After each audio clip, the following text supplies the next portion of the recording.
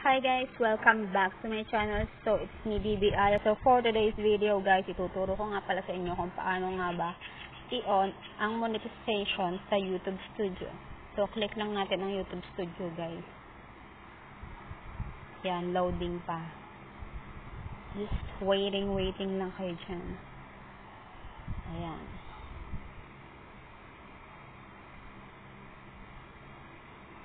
Yan, after 5 years, nandito na tayo. Charot.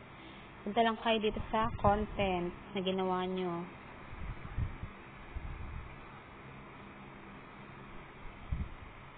And then, hanapin nyo yung latest video na wala pang, hindi pa nata-turn on ang monetization. Yung latest or yung kahit hindi pa nga, yan, katulad nito.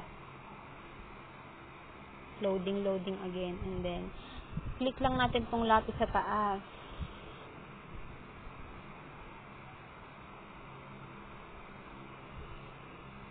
Loading again.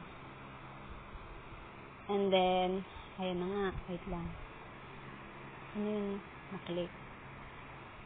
Click lang natin aring monetization. And then, itong arrow down.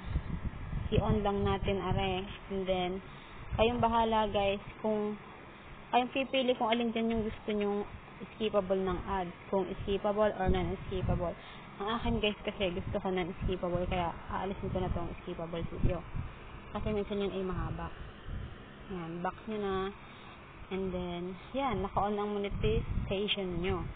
And then, sa tag, kayong bahala kung mailalagay kayo or wala. And then, show how many viewers like this. Yan, and then back. Ayan, napindot na naman. And then, save na guys. So, yun lang. Okay na yun guys.